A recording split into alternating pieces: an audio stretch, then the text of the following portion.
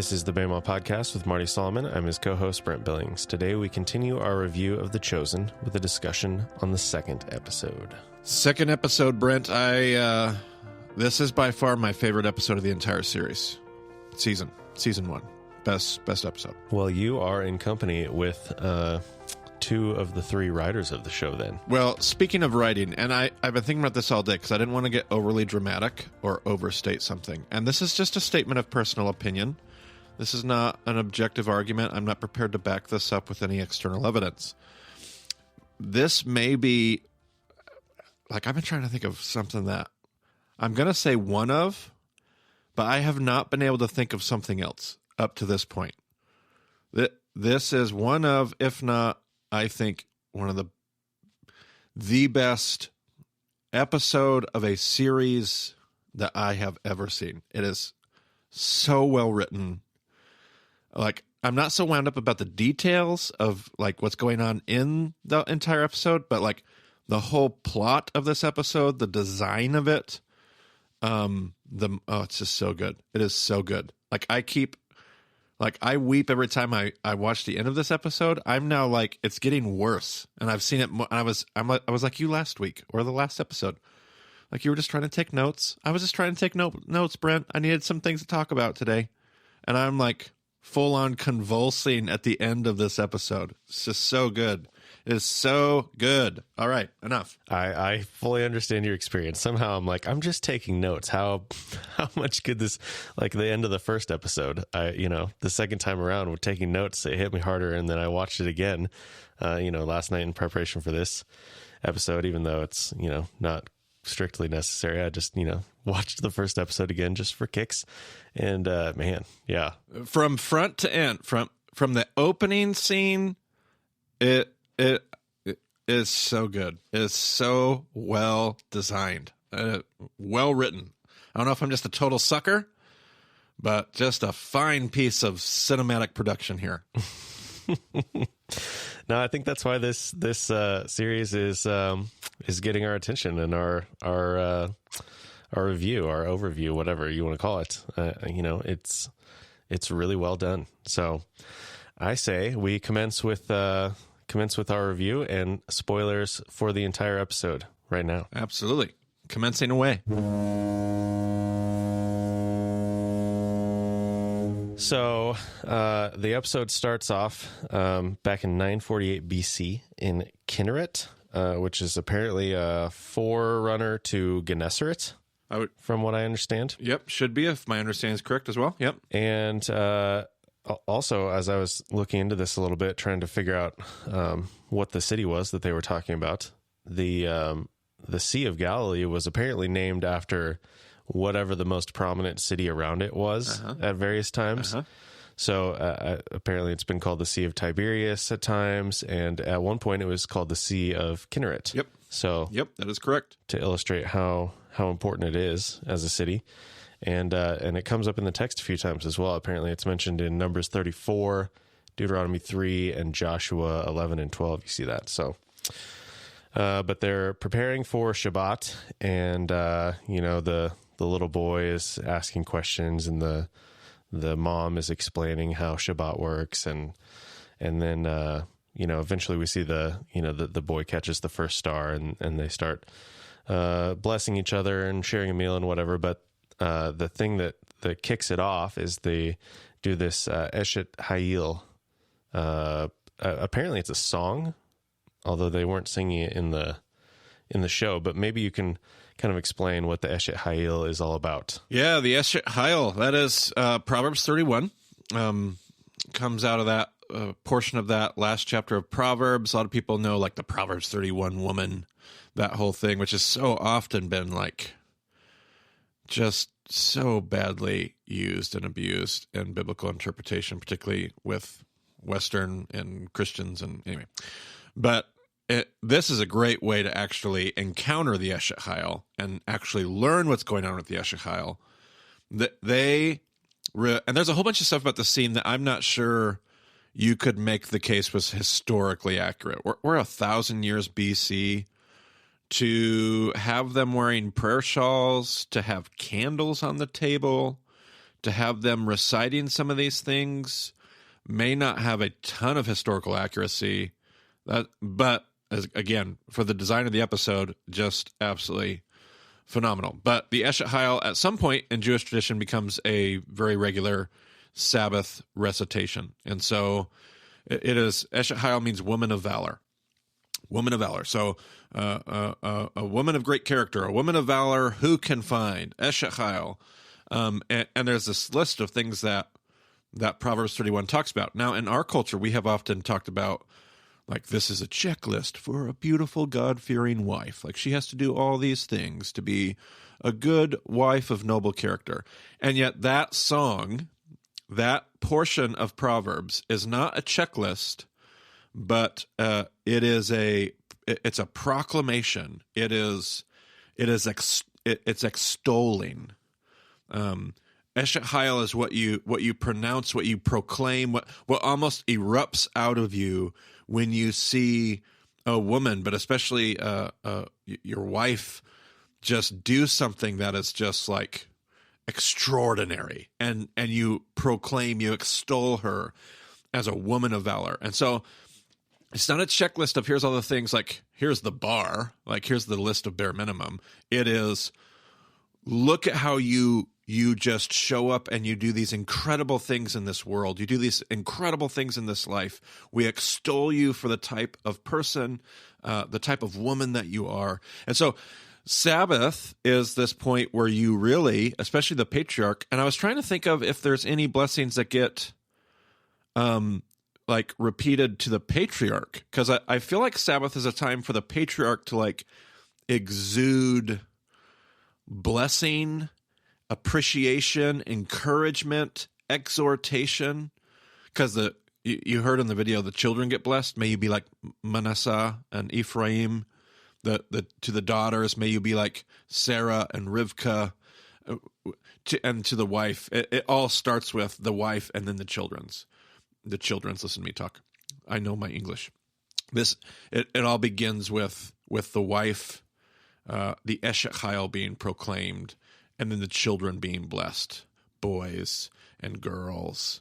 And there's this Sabbath blessing, this Sabbath this pronouncing of goodness that goes down through the family ranks. And so that's the Eshet Hayal. And it's a great place to encounter it because it's really the spirit of what the Eshet Hayal is. Not this is the kind of person you're supposed to be, but I rejoice on this Friday evening that you are my wife, that you are in this family, that you are amazing. I speak well of you. I thank God for you. I proclaim your valor to everyone listening. You are fantastic. So there you go, the Eshet Hayal. So I found a link from Aleph Beta that kind of goes through this a little bit. And are you familiar with what Foreman does with this? No, I don't have time to study new things, Brent. I'm so busy.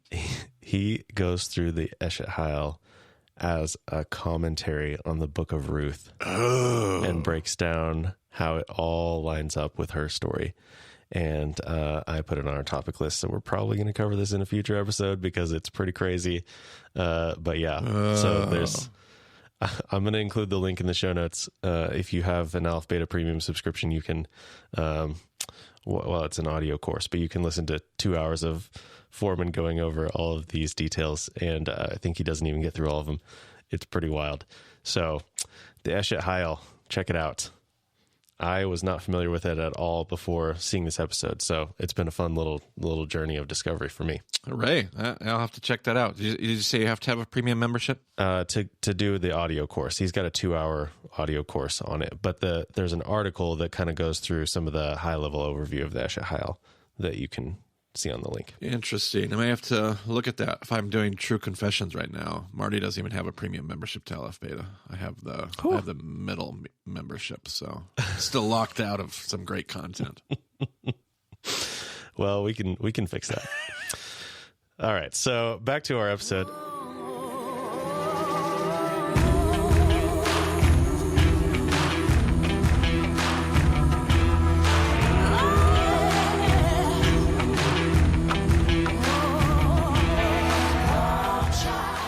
So then it cuts to Capernaum in AD 26, so we're almost 1,000 years later. And I think the idea of that first scene was just to say, like, hey, this tradition of Sabbath, even if, the portrayal is a little bit different, like they're portraying it more or less the same way because they want to be able to call back to it in the episode. Whether that was actually the case, whether, I'm sure it evolved over 1,000 years over their Babylonian captivity, over so many different things that happened over those 1,000 years. But we cut to Capernaum, and we're in a hair salon, and Mary enters. And they have her braid the hair. She's looking really good. Everything, like she just seems like a completely different person from, how we were first introduced her in the last episode. One of the things they point out in the commentary track, you'll see right as they start the scene, they kind of pan across some paintings of people in the hair salon. And they were saying, like, we don't have a lot of information about what hair salons would have been like in that time. They probably wouldn't have had paintings because of the aversion to iconography like that. Mm-hmm. But we don't really know. So, I guess they had a little bit of fun with the production design on it. But so then Mary goes out to the market because she needs to get a flour, and Shmuel is walking through the market. And so, and I didn't realize this, but I guess, as Pharisees would walk through a place, they would often be praying or whatever. And so everyone would stop and kind of watch and listen and see what was happening. And so everyone has stopped, and Mary is oblivious to this, apparently, which seems a little unlikely to me. I don't know, but she's oblivious. She just goes and finds her flour. Shmuel sees her and is like, whoa, wait a second. And he kind of follows her or whatever, and realizes that it's her, and then he runs away. So now I think I have to interrupt you here because I don't think it's Shmuel that is out and about, but I think it's the third student. I think Shmuel is not the one that's in there in that scene, I don't believe. Oh, you're right. Yep. I wrote down the wrong name. I don't often get to correct Brent Billings people, but when I do. What is his name then? I don't. Okay, well, now I don't know. I went from feeling great. I had my Peter moment right there. Oh, gee.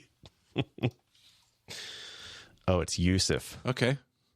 And Y-U-S-E-F or Y-O? Is it Yosef or? On IMDb, they spell it Y-U-S-S-I-F. Y-U-S-F-S-S-I-F? Yeah. Okay. Huh. But I'm looking at the picture, and it's definitely that guy. All right. Well, there you go. So Yusuf. Okay. So forget what I said about Shmuel. Anyway, my notes are all backwards now. Hopefully I don't have any more of those instances later. We'll find out, I guess. Yeah, I do. Okay, we'll correct that as we go.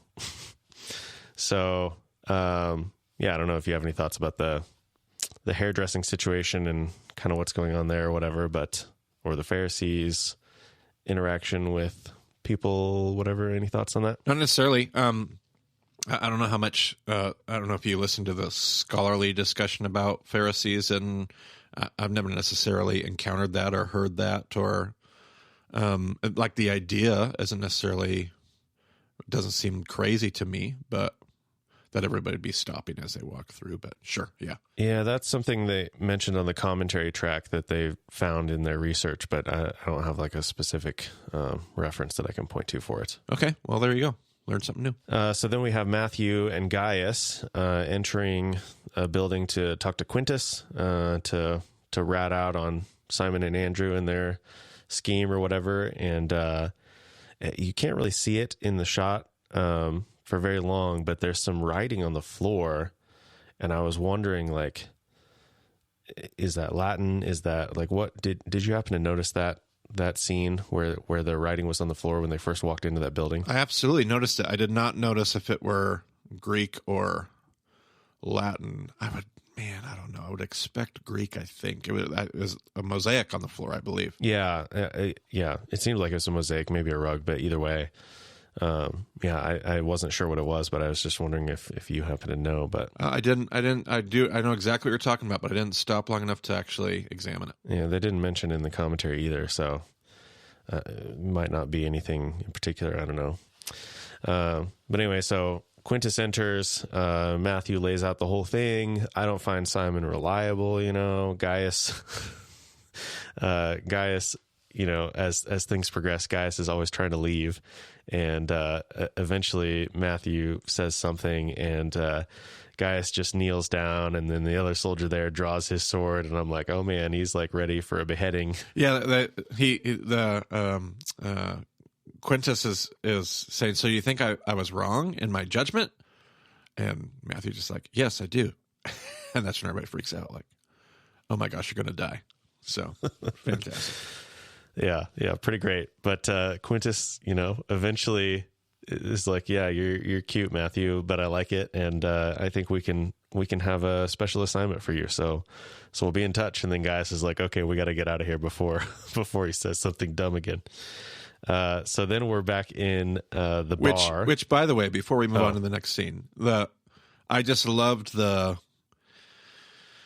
Matthew as a tax collector, like personality aside, because they keep working in this like highly anxious, kind of obsessive, compulsive commitment to details and analytical and all that kind of stuff. But I love just his awareness of working the politics as a tax collector. He knows how Rome works. Like maybe the show makes him seem a little ignorant, but like he is very. I don't think the show makes him completely ignorant. He knows what he's doing. He's working the political dynamics here. And I love that. And it's also a picture that I don't think they're doing this in the episode, but one of the things that I think we miss so often about what the scriptures are trying to teach us is about how to be shrewd.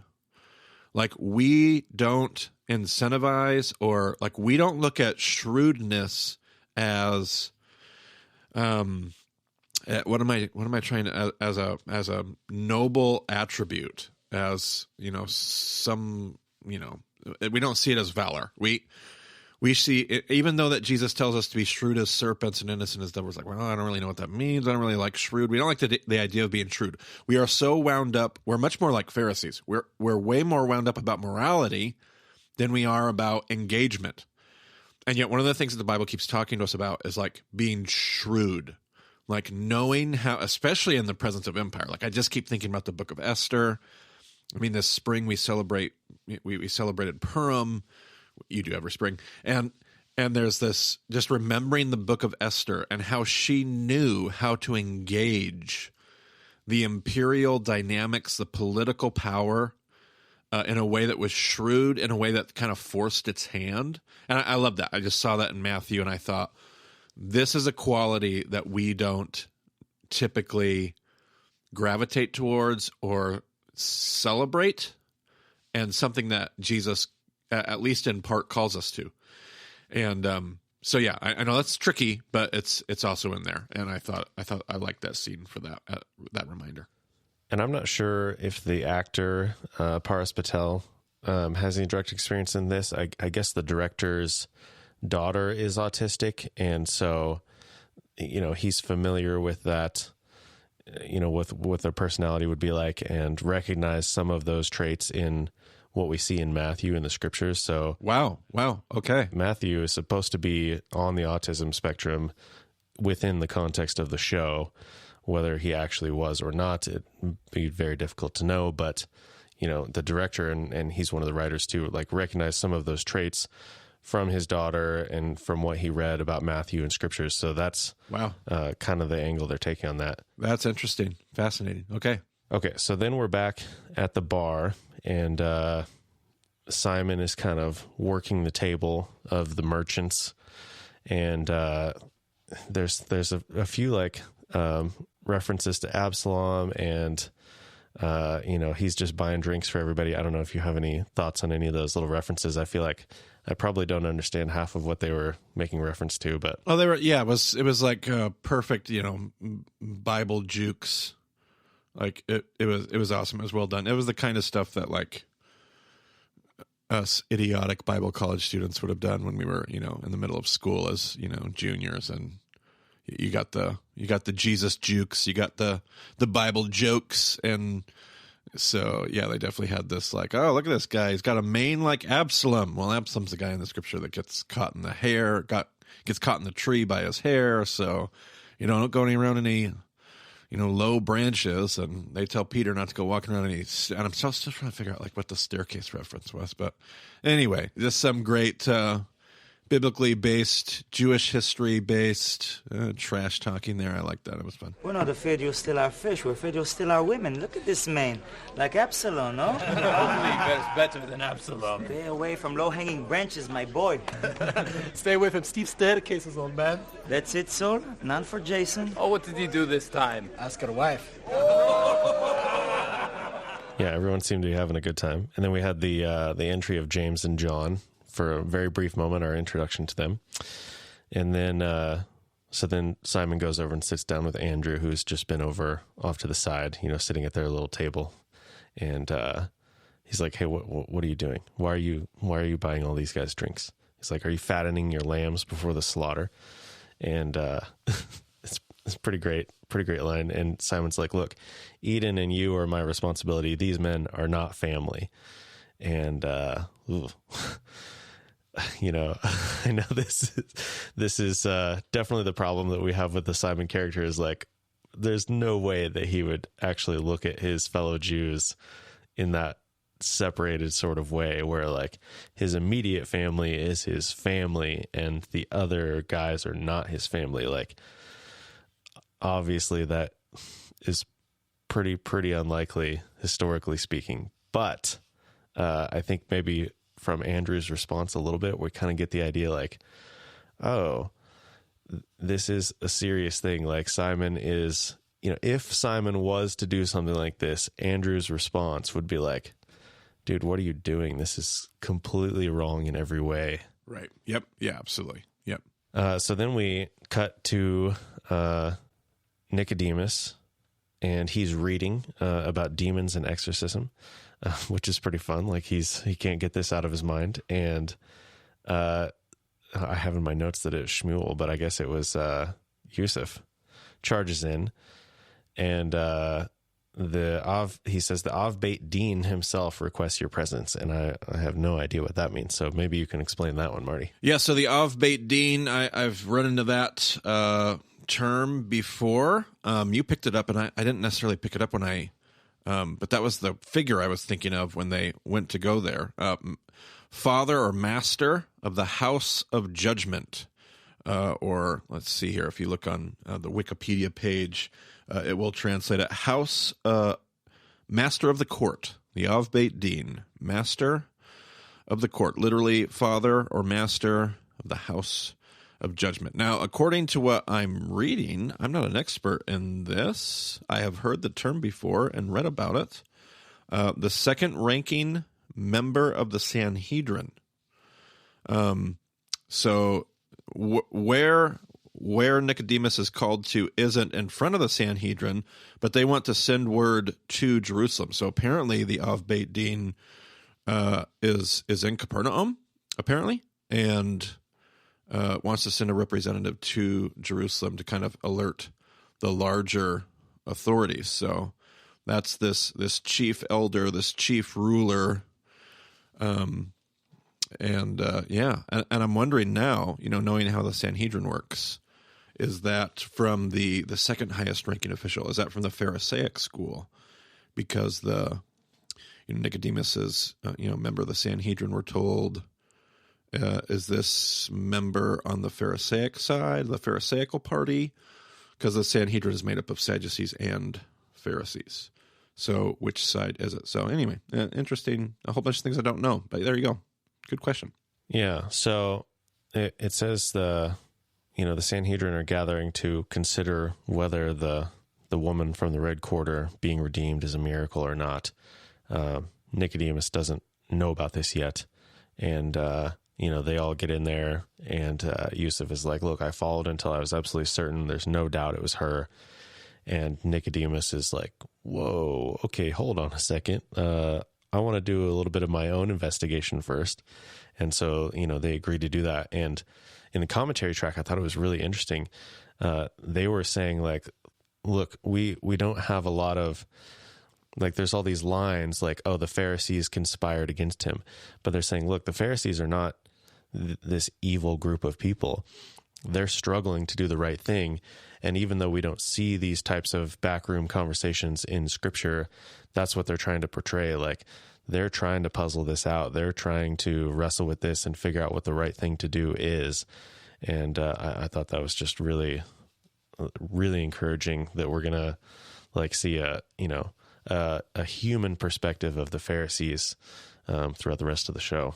Absolutely. One of my favorite parts about this is the seriousness of the issue. These aren't people just going through the motions. These aren't people like this isn't just a bunch of hypocrites that don't care about. This is people that take their devotion and their religion very, very seriously. And you're right. And I think that's going to be important, Brent, to if we want to allow this story, these episodes, this consideration to lead us into reflection, they're trapped by their own devotion and commitment to a system that is actually going to be getting in the way. It's not just their corrupt hearts.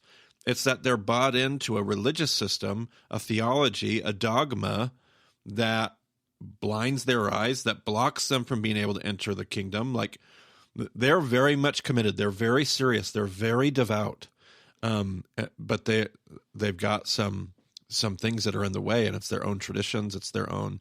And I think, Brent, that's going to be instructive to us. Like, I think those of us that call ourselves Jesus followers today need to consider how true that is of so much of our own experience. But I digress. Mm-hmm, mm-hmm. So then we have Simon and Andrew. They're out at night watching for boats. Andrew's kind of just falling asleep. Simon's like, could be this person, could be this person. Andrew's concerned. Like, what if it's this person, They look up to you, Simon, or whatever. And then Simon, he's just completely blocked off. He's like, the crew is out there stealing food from Eden. They're stealing our boat, And I don't know that we have necessarily any more to say about the character of Simon, so we'll just move on real quick. We have Zohara and Nicodemus discussing their Shabbat dinner plans, and Nicodemus is, still troubled about the situation with Mary, trying to figure out what he's going to do there. And Zohara's encouraging him, like, hey, these people are waiting for you. You can just go through the Shabbat dinner quickly. And I loved this line from Nicodemus. It's a small gathering. You just go through it quickly. Try to avoid spending too much time honoring God and our heritage. Yeah, right. And I just, those two characters have such like a perfect dynamic. I love watching them. Yep, absolutely. Yep. So then we're back in the market, and Gaius is walking through, and he just like, casually walks up to some shop and just grabs a handful of food and then keeps walking. And I'm like, yeah, like that seems like the kind of thing that you would just have to deal with in their day. Like, oh, yep, any Roman soldier walking by can just take whatever they want from me, and there's nothing I can do about it. And it's just like nobody confronts him. He doesn't say anything or look at anyone. It's just, I thought it was a perfect little moment. And then the beggar from the first episode grabs Gaius's leg and asks him if he's the Messiah. But then there's some kind of fight going on, and so Gaius, runs away from that guy and then hits the other guy in the back of the head. And the other soldier who was struggling to break up the fight initially, Gaius is like, there's only one language that keeps the peace, Marcus, learn to speak it. Insinuating like, hey, we got to be violent if we're going to keep these people under control. If anyone lashes out, we got to strike them down quickly. And that kind of calls back to that Roman tagline, like piety, war, victory, peace. Sure. Right. Yeah, absolutely. Yep. And just, a casual, subtle mention of, or not really mention, but just an implication of that lifestyle, that way of doing things. Yeah, absolutely. So then Gaius goes over and sees that Matthew had been in some kind of scuffle. He's got he's bleeding. His cheek is bleeding. He's got a bunch of dirt all over him. And Gaius is like, you got to go home. You look ridiculous. And Matthew's like, no, I got a job to do. And we learn that Matthew had been disowned by his father. which I think kind of makes sense as far as, No doubt. absolutely. Absolutely. Matthew being a tax collector, like that's not really going to win you any points in your family. Nope. Yeah, absolutely. Complete disowning. It, like, oftentimes they would even become tax collectors if they lost their father, but your father is still alive and is at all observant. Yeah, you're toast in that family. Forget that. So that made all kinds of sense. The fact he got beat up and mistreated, yeah, it's all just very historically fitting. And then, right at the end of that scene, you see this shot of Gaius kind of pausing for a moment, like recognizing Matthew's humanity a little bit, like, oh, you've been disowned by your father. Like, that's got to suck. Yeah, and that's going to play into this character development for Gaius, absolutely. Yep. So then we have Mary out shopping for Shabbat candles, and she's like, I barely remember how to do Shabbat. And, all of her friends are giving her this advice and stuff. And I wonder, like, how could she, if they're actually doing Shabbat all the time, like, how long has she been out of this that she could forget? I don't know about that. It seems a little bit convenient for her to be naive about Shabbat, but I don't know if you have any thoughts on that. Oh man, if she lost her dad and she only remembers it from her childhood and she's been an outcast ever since, and she's been, mentally ill with PTSD, and absolutely, I can totally imagine a world where she can only remember Shabbat from those days when her dad was alive when she was a little girl. Okay. Yeah, absolutely. Okay. Because she's Well, not, that makes sense. and again, like, and see, don't get me wound up about this episode until we're in the closing scene.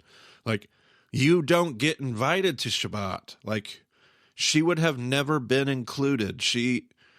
It's just the most moving thing about this entire freaking episode. So I'm going to stop talking for now until the end, because yes, she has not been in Shabbat circles. It's what's so moving about. Anyway, all right, next. All right, so then we have this wonderful encounter between Nicodemus and Mary. He finds her walking through the market. He calls out by her name Lilith, and so they're talking about that name change, and she realizes that he's of some standing, and so she puts her scarf over her head, and he's like, no, I'm not here to enforce Jewish law, but you're healed, that much is clear, so I want to know, like, what is going on here. And she's like, I don't really know, like, this guy, I don't even know his name, but he called me Mary, and he quoted this passage from Isaiah 43 that my dad used to say all the time, and he's like, and it was just so, like, it just changed like that. And she nods and tries to get some more details about that, and finds out he performs miracles and seeks no credit. Like, is he Sanhedrin? Who is this guy? Like, Nicodemus is just like completely puzzled, and I love his posture. Like, I don't know that Mary necessarily believes it, but what I see is, like, he is genuinely curious, really wants to know what's going on with her, is not like coming from a place of like, I have all the answers. I just really love how he portrays the character in this scene. Yeah, 100%. He's got this like humility. He's the teacher of teachers, and he doesn't necessarily resist that or fight that, but he also has this. He honors, he loves, he respects his tradition, the things he's a part of, the system that he's not fighting it. He doesn't have a chip on his shoulder. But yet he's very open, like, he's curious. As the teacher of teachers, he's curious, he's not arrogant. And that kind of humility is such a great, I think, true to the biblical text. I think just so great as far as character development. So much fun to watch him. Maybe not fun because he's super convicting. That's the character I relate to the most. But yeah, absolutely. So then we have, Elizabeth Tabish is the actress who's playing Mary, and she just has this incredible line, which they pegged as, in the commentary, they pegged it as the most popular favorite line of the entire season, that they get more comments about than anything else. She says, I was one way, and now I am completely different. And the thing that happened in between was him. It's like, oh man, such a good line. And Nicodemus is like, okay. And then she leaves to continue preparing for Shabbat. So Beautiful, beautiful exchange. I loved it. Then we have Eden preparing some food in her house, and Simon apparently has just woken up. It's afternoon, and Eden is upset at this point. She's like, look, I don't know how we have all this money. I know something's going on. Simon's like, well, I got to work on Shabbat, and, you know, just trust me on this. And she hesitates a little bit, and she's like, look. You answer to God, not me. But next time, you answer to the both of us. Because whatever this is, I don't have the strength for it twice. So good. Lara Silver is the actress who plays Eden, and I just love, like in the first episode, like, you just see this, like, genuine love for Simon. Like, I love how they build their relationship. But now she's like, you know, she's got this passionate zeal for, like, what's right, and she knows that Simon is making bad choices. She doesn't know what to do about it. Yeah, I love that exchange. Yeah, absolutely. I was glad that they do what they do. Like, she does. She calls Peter out. I love the strength of her character, because, like, up to this point, like, the wives that you're seeing up close, like Nicodemus's wife Sahara, like, they really kind of painting her as more of, like, this villain, like, ignorant, like, she's just well wound up in her own, like, luxury and comfort. And I was like, oh, this feels kind of patriarchal. Like, I wish. And yet Eden comes in and plays this, like, very aware, engaged, like, the hero of, in so many ways, the hero of Peter's storyline throughout this first season. And I love that. So I love that part of her. And I don't know if it's all the actress doing it, or if there's some additional, like, Foley work or whatever, but, like, the emotion that you feel as she's chopping up that cucumber, right, is just like, yeah. Oh man. Yeah. Because I've had moments like that with my wife, and that felt really authentic to me. So we'll have to ask Maggie to come in and do some sound effects and yeah. talk to us about the ability to just chop a cucumber with some vigor. So then we're starting to get to the point where everyone is celebrating, and we first have Matthew. He seems to be heading to a Shabbat dinner. He's got a little dish of food, and he runs into a stray dog, and he's like, okay, hold on, just stay here. I'll come back. I'll share with you if I have anything afterward. Okay. So then he moves on, and he stops and looks in a window and sees a couple of people sitting down at a table, and then he leaves, which to me was like, ooh, like, he doesn't, like, I don't know if that was his family or if it was supposed to be some people who were friends, but then he ended up, like, having to tax them and broke that relationship. I don't know exactly what's going on there, but he doesn't feel welcome. And that was just a really powerful, just a quick scene, but just so much portrayed in that short amount of time. Yeah, absolutely. Yep. Great scene. So then we are back with Zohara and Nicodemus, and they've got quite a few people at the table already. Zohara is, like, explaining, like, oh, we got this dish from here and it's made of this, and, like, you know, showing off all of their stuff to their guests. And Nicodemus is off to the side, quiet, probably still thinking about the situation with Mary. And Zohara comes in to check on him. And I think this is, like, kind of you see the other side of the Zohara coin as far as, like, her relationship and what she cares about or whatever, and her perspective. And so Nicodemus is admiring this Hasmonean tapestry, and she kind of has this, like, flirtatious sort of feel. She's, like, humoring him or whatever. Like, I feel like there's no way she doesn't know the history of this tapestry and, like, the Hasmoneans. But she's like, hey, explain it to me, you know, whatever. Very typical of their day, by the way, to call out the instruction from their husband, especially in that Pharisaical, patriarchal world. She definitely doesn't assume, and she doesn't instruct. She wants her husband to instruct her. Like, that's very historically fitting. And I love about this whole thing, before we close out the scene, like, we opened with that opening scene from 1000 BC Shabbat dinner. And it was just so primal, but it was so real. Like, it was real. It was authentic. And now, 1,000 years later, The design of this episode was so good. Like, you just keep bouncing between Shabbats. You saw the real thing 1,000 years ago, and now you're bouncing between all these Shabbat experiences. Between Matthew, who doesn't have one. Between Peter, who's not going to be there. And now Nicodemus, who's surrounded by opulence. And you're just getting all of these juxtapositions. Like, what has happened over the 1,000 years to bring all of these different Sabbath experiences to where it's at today versus what was the heart of Shabbat 1,000 years ago? What was the true heart that has been lost? So, love that. Yeah, and they have their little conversation, and then someone knocks on the door, so they go answer it, and it's this other rabbi apparently who's arriving, and addresses Nicodemus like, "Hey, we're honored to be here. You make us whole." And then Nicodemus just like curtly, oh man, he's like, "No, only God can do that." Like, the look on Zohara's face is like, "Okay, hey, why don't you guys go find a seat?" And then the line, did you catch the line? Yeah, the rabbi's like, "Try to get the seat near the head of the table."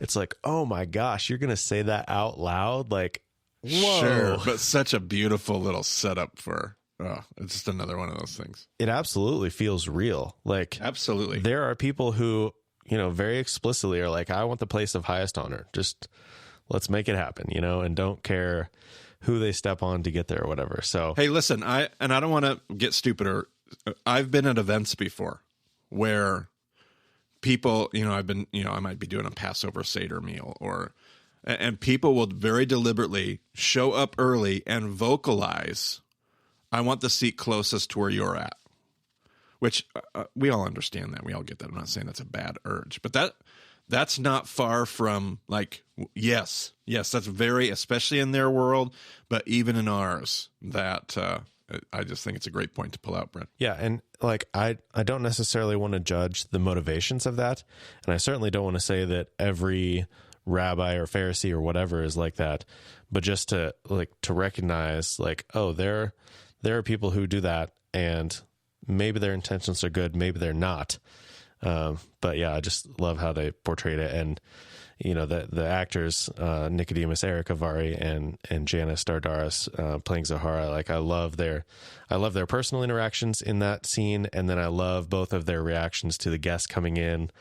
Zohara's trying to be like, very hospitable, very welcoming. Nicodemus he's been pondering this whole thing, like, Mary had this demon, or all of these demons, and like, it was too far. Only God could save her. So he's already running through this idea of like what humans are capable of, and then what God can do. And so then to have this other rabbi come in and try to tell Nicodemus that he makes them whole is like, no, like, we have completely lost it if we're like taking on all of the parts that God is supposed to do. Yes. In our lives. So, and there's all the background murmur, the conversation you can hear. Like, as that all is happening, you can hear like Zohara going around, like going, "I hope you enjoy these figs. They're the finest figs from the finest place. We're serving them on these beautiful." And the heart is not like, "Look at me and my beautiful wealth." The heart isn't Sabbath wonderful? We want to celebrate Sabbath with the very best. We want to give God, that's the heart. And yet when you like hear it in the background with all this other stuff, like, you're going, "Oh man, is this so missing the point?" And then as the scene comes to a close, I'm totally taking over your job. As the scene comes to a close, like, Nicodemus starts his Eshet Hayel, and yet the tone, the posture, so blatantly different. Like, he's like, "A woman of valor, who can find?" Like, and he did like, "This is what I say now. Time to start Sabbath dinner. I'm kind of like flustered and frustrated and uninspired, and a woman of valor, who can find?" You just kind of, and then the scene kind of draws to a close. But again, you're comparing that to that opening Shabbat scene where the patriarch is extolling, like, it's erupting out of him. And now with all this opulence, with all of this grandeur, with all of this devotion, a woman of valor, who can find? Let's get this over with. Let's go. Yeah. In the opening scene of the episode, 1,000 years earlier, you definitely feel like, oh, this is a proclamation. Like, this guy is really like he's been watching his wife walk their son through what Shabbat means, and he's like, oh yes, that is what it means. Like this is a woman. Like he's actually proclaiming it on her, whereas Nicodemus is just like, this is what they expect of me. So this is just, I'm just checking a box at this point. Proclamation versus recitation, and it's such a great point. Yeah, perfect. So then we get to your magical moment, the thing that we've all been waiting for. Mary is preparing Shabbat in her home. People start to arrive. Barnaby shows up, which I love this guy. He's like, oh, this is a fine place. It seems like, he's really familiar with Mary, but hasn't been to this place before. So, he's just kind of taking it in. He's just like this jolly character.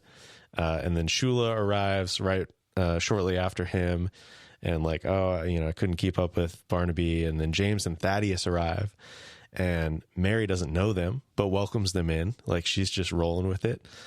She's being a good host. And then, they're kind of starting to get going. She's like, I don't know what I'm doing. Tell me if I'm doing anything wrong. And as we talked about earlier, I guess maybe it would be realistic that she hasn't really participated in Shabbat for quite some time. So kind of makes sense. I don't know, the commentary roundtable with the scholars, like the rabbi who was a part of that was like, there's no way that she would have said anything about Elijah's seat. Like there's no way she would have messed that up. But I don't know, maybe. I feel like there's a possible path for that. Maybe. Oh gosh, yeah. I just think that's rubbish. And I'm so in love with this scene that I'm angry that the rabbi would even say that. Like I can't even, I probably wouldn't even be able to talk about this scene. Like the Elijah seat was such a frickin' stroke of absolute cinematic genius. Oh yeah. It was so amazing. With the moment they did that, like, oh gosh. And I didn't catch it the first time. And then Jesus shows up and I immediately lost it. I was like, oh, and he takes God. Yeah. Oh. It really is perfect. Dear goodness. Oh. So if you can make the leap to believe that Mary would have mixed that up and would, remember enough to know that Elijah's seat is a thing, but not remember that it's just for Passover, thinking it's just a general Shabbat thing. If you can make that leap, then for Jesus to come in and take that seat is incredible. So well done. I have no problem making that leap. I'm so in love with that. It is so great. Oh. Yeah. So then, there's a knock and Mary opens the door and she sees Jesus and she's just completely speechless. And he stands there patiently and, eventually he's like, hey, so do you think I could come in? and she's like, oh, of course. And so then he takes his seat. James and Thaddeus address him as rabbi. And she's like, oh, you know these guys. And he's like, oh yeah, they're students. And then I think it's Barnaby says, Mary told us so much about you.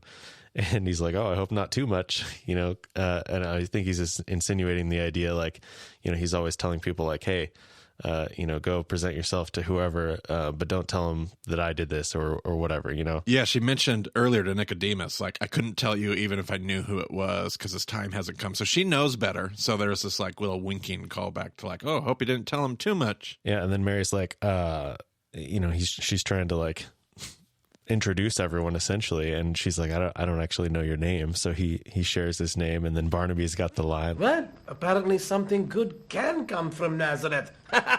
And everyone's like, but then Jesus turns at him and gives him a wink, which I absolutely love. Absolutely. Like juxtapose that with the whole Pharisaical honor system of like, here's the teacher of teachers and here's all this, versus like the creator of the universe.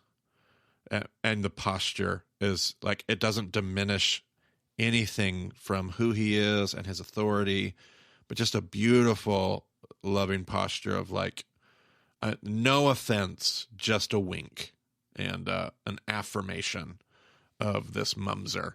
Because just like Mary, these people have never been to like, and they even make comment to that while they're sitting here. Like, they haven't been to a Sabbath dinner.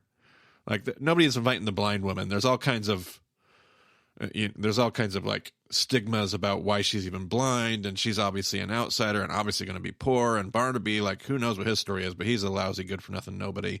And just this beautiful moment where there's just this wink of and you just sense this joy, like Jesus loves being here in this moment. So then, Mary wants to actually have Jesus lead the Shabbat dinner now that he's here, and he defers to her as it being in her home.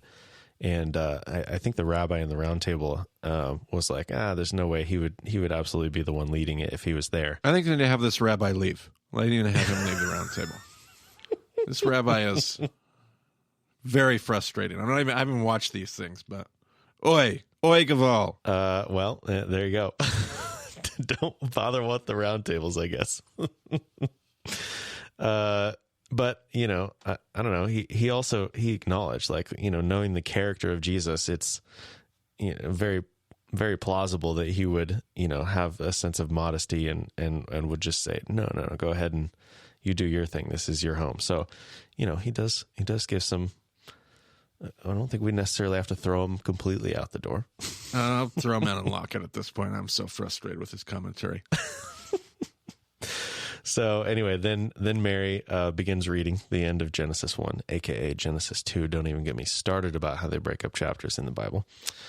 And then we start to have the cross-cutting between Mary's home, and then we're back to the dinner with Nicodemus. And then we go to Matthew, and he's walking the street alone, and he happens upon the dog, and he sits down. He's sharing a Shabbat dinner with the dog.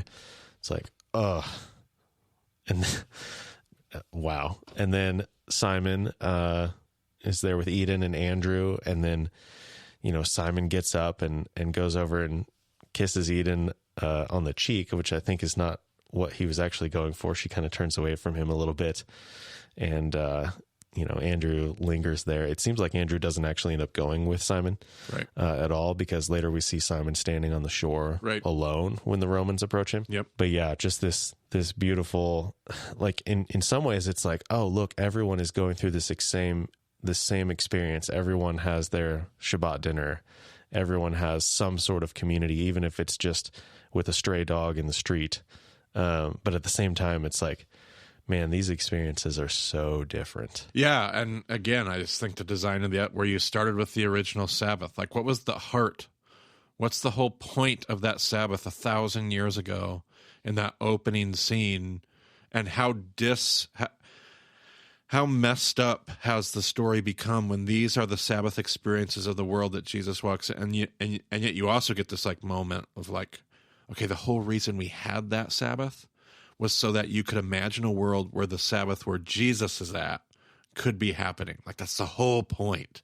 And you see how far away the opulent Pharisee Sabbath is, and you see the brokenness of those that are in the middle, and you see the aloneness of the mumser and the outcast, and you just, the kingdom, that is the kingdom. It is showing up. So beautifully done. I love it. All right, well, that is the end of this short episode of The Chosen, long episode of Bema. Yeah. Well, and obviously you have that closing scene, right, of where Peter's standing on the shore, soldiers come up. Yep. And he's obviously ready to go find the traitors, not the traitors, but go find the disobedient fishermen. And that's where your episode ends. So seems like a fairly, exciting moment, especially in Mary's house. But yeah, as we see from Simon especially, but even some of the other scenes, there's still a lot of tension happening all over the place. So I've got a couple. So I've got the link to the Aleph Beta, the Aishat Hayel, and then just a couple of general links about The Chosen. If you haven't seen it, hopefully you've been watching this before you're listening to the episode, but whatever. I'm not here to judge. So we will pick up in our next episode with the next episode of The Chosen. And in the meantime, you can find Marty on Twitter at Marty Solomon. I'm at EIBCB. And of course, these show notes are at BamaTheSelfShop.com or in your podcast player app. So thanks for joining us on the Bama Podcast. We'll talk to you again soon.